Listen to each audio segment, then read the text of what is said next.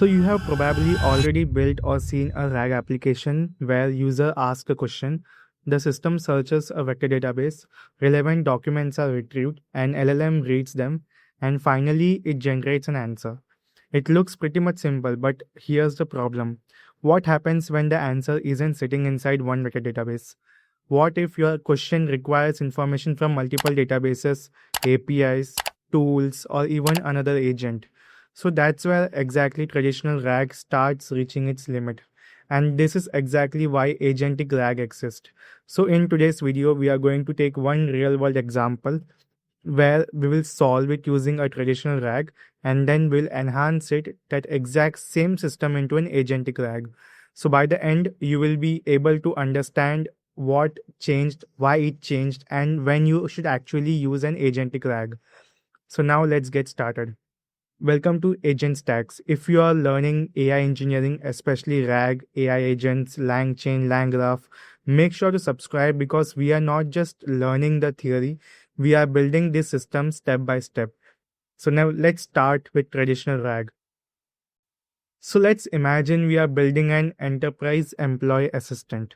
An employee asks, how many vacations do I have left? And what is the company's policy for carrying unused leave to next year? So this sounds like one simple question, but let's see what a traditional RAG does. The user enters the query is converted into an embedding. That embedding is sent to our vector database. The vector database searches through our index document and retrieves the most relevant chunks. For example, it might retrieve employee leave policy.pdf. Then those retrieved chunks are passed to LLM along with the original question. The LLM uses that context to generate the final answer. So the flow is such a way: a user query, then embedding, then vector database, relevant document, LLM, and then answer. And this works really very well. It if all the information we need exists in that knowledge base. But look at our question again. How many vacations do I have left? And what is the company's policy for carrying unused leave? So there are actually two different pieces of information here. The leave policy might exist inside our company documents, but my personal leave balance probably might exist somewhere else, maybe inside an HR database. And this is where traditional RAG starts struggling. So traditional RAG generally has a relatively straightforward flow: retrieve and generate.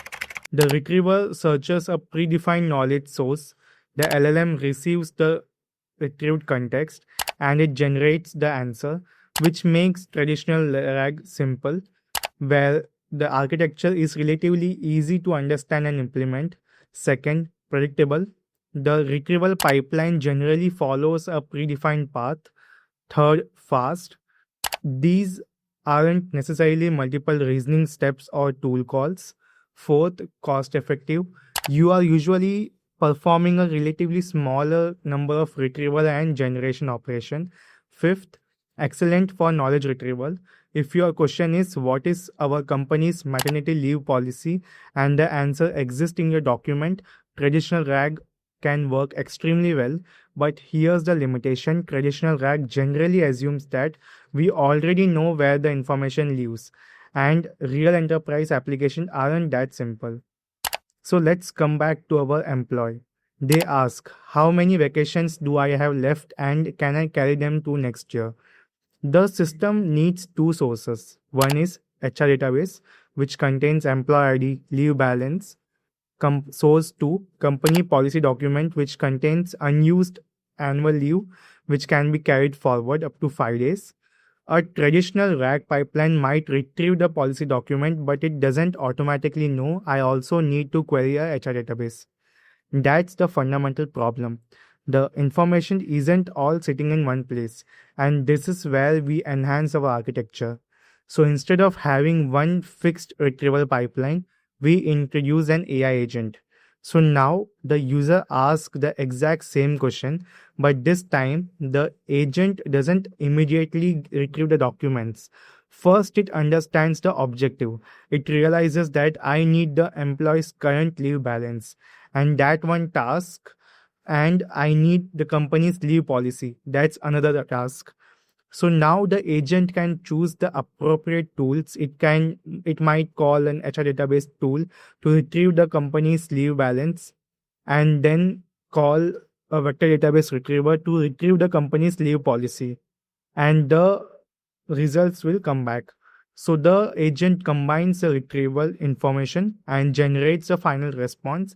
And now our architecture becomes user query, AI agent, decision, where we have two decisionings here, either a HR database or a vector DB. We have a leave balance from HR database, and we have a leave policy from vector DB, and then both are merged and given to agent, which is LLM, and then we'll get a final answer. And that's what exactly we call as a agentic RAG. So that is the most important part of the video.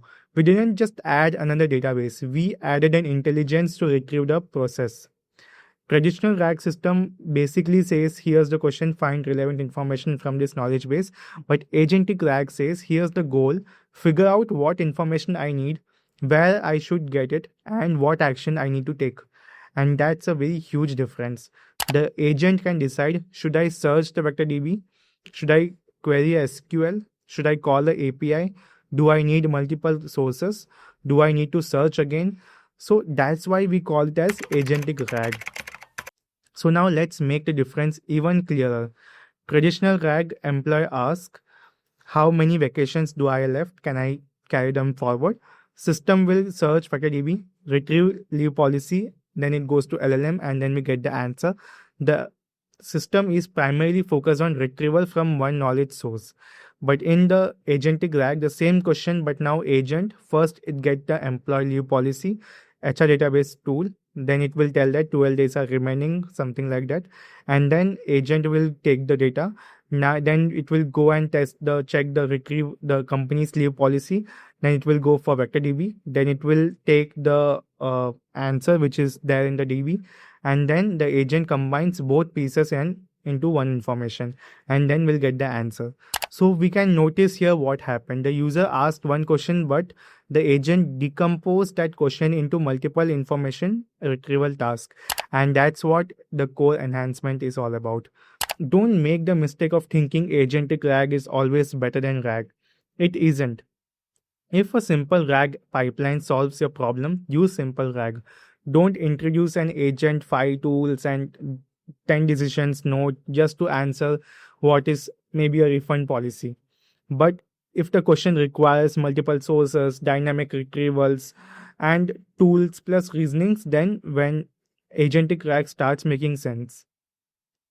So now that's the difference between traditional RAG and agentic RAG. We took the exact same enterprise problem.